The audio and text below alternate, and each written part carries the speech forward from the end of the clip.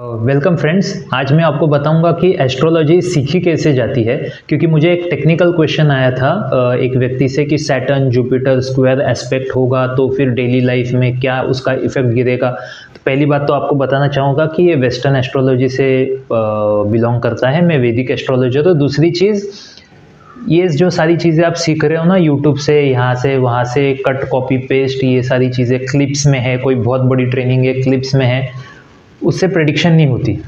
ठीक है, एस्ट्रोलॉजर नहीं बन पाओगे, प्रेडिक्शन नहीं होगी। तो सही तरीका क्या है मैं आपको बताऊंगा। देखिए, आज की डेट में जो भी ट्रेनिंग्स अवेलेबल है, तो बहुत महंगी महंगी ट्रेनिंग्स है। मतलब आप सब कुछ सीखने जाओगे तो कम से कम आपका 10 लाख का तो बजट चाहिए। ठीक है, और ये जो ट्रेनिंग्स बनी है ना, ये PhD लेवल की ट्रेनिंग्स है। ठीक है, पोस्ट ग्रेजुएशन लेवल की ट्रेनिंग्स है, क्योंकि ट्रेनिंग्स हमेशा जो पहले से एस्ट्रोलॉजर है उन्हीं के लिए थी, कॉमन लोगों के लिए है ही नहीं कोई ट्रेनिंग।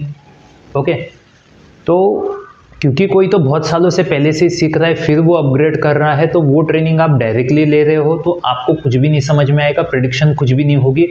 जो मर्जी जितना चाहे आप महंगे कोर्सेज खरीद लो। ओके, ना ही ये यूट्यूब के क्लिप्स विप्स देख के आपसे प्रेडिक्शन होनी है।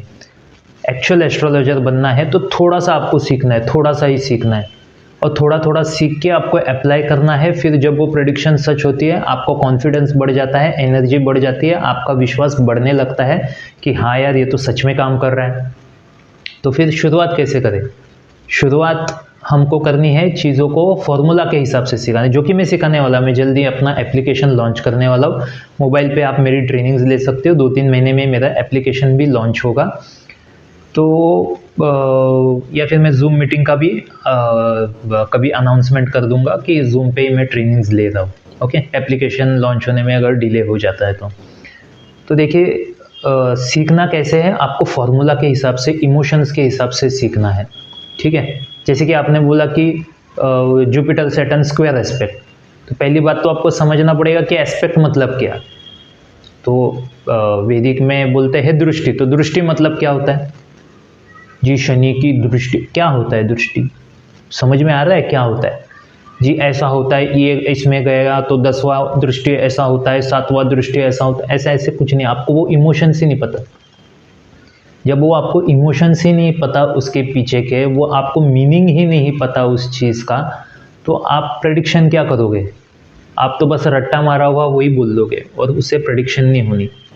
ये बिल्कुल खाना बनाने जैसा है। जैसे मैं अगर आपसे पूछूँ ना कि खाने में आप एग्जैक्टली कितना क्वांटिटी का हल्दी डालते हो, कितना, आप आपकी माँ से पूछो कितना ग्राम डालते हो आप खाने में सारे मसाले, वो नहीं बता पाएगी, क्योंकि वो कर कर के ही अंदाज से हो जाता है ना।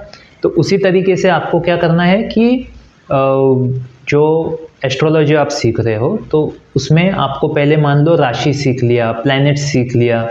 ठीक है, फिर आपने देखा कि पर्सनैलिटी आपने बताना स्टार्ट किया, कुछ लोगों को उनकी पर्सनैलिटी बताओ, फिर लोग बोलेंगे हाँ हाँ बिल्कुल मैं ऐसा ही हूँ।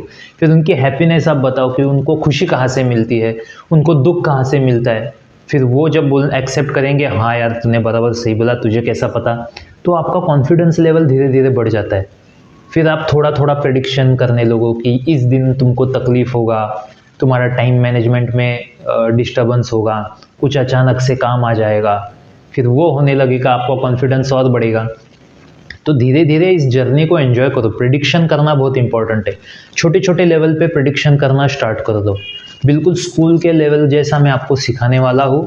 छोटे छोटे प्रेडिक्शन से स्टार्ट करो, धीरे धीरे धीरे धीरे अपग्रेड करते जाओ। ये लंबी जर्नी है और बहुत सालों की जर्नी है, और ये अनलिमिटेड जर्नी है।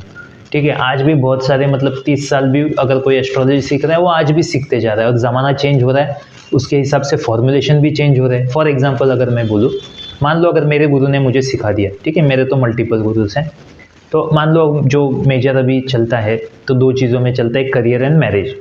अब मैरिज में मान लो अगर किसी का अफेयर्स दिख रहा है, तो पहले के ज़माने में अगर किसी का अफेयर्स का कॉम्बिनेशन दिख रहा है तो ज़रूरी नहीं था कि अफेयर्स हो, क्योंकि सोसाइटी कंडीशन ही ऐसी थी कि अफेयर्स हो ही नहीं पाते थे ज़्यादा।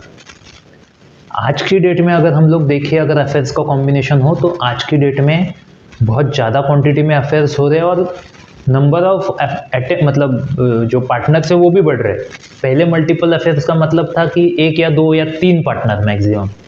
आज की डेट में अगर देखें तो मैं तो देखता हूँ 30, 50, 100 भी है कुछ लोग। लड़कियाँ भी, मैं बोल रहा हूँ लड़कियाँ भी है, लड़के भी, शादी के बाद भी मल्टीपल अफेयर्स हो रहे हैं, ऐसे भी हो रहा है कि हस्बैंड वाइफ मिलके दूसरे हस्बैंड वाइफ के साथ अफेयर कर रहे हैं, पार्टनर एक्सचेंज हो रहा है, ठीक है, बोलते हैं कि थर्ड व्हील चाहिए, ठीक है, ऐसा भी कोई कंसेप्ट है। तो आज की डेट में आप समझे कि कॉम्बिनेशन वही है, लेकिन सोसाइटी के रूल्स, उस टाइम का टाइम, अपॉर्चुनिटीज़, वो सारी चीज़ें चेंज हो रही है ना।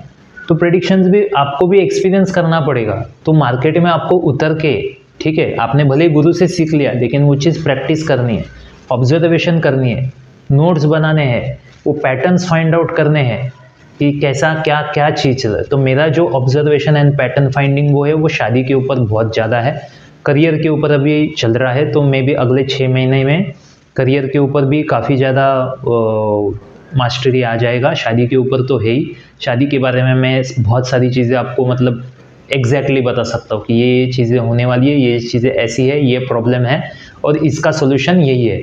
बस शादी होने से पहले अगर आप मुझसे पूछ लो तो वो बढ़िया रहेगा। सो आई होप आपका सवाल का जवाब आपको मिल गया होगा, एंड आई होप आपको मैं आगे ट्रेनिंग्स में भी देखूँ। So thank you very much, bye bye. अगर आपको वीडियो अच्छा लगे तो लाइक कीजिए, शेयर कीजिए, सब्सक्राइब कीजिए।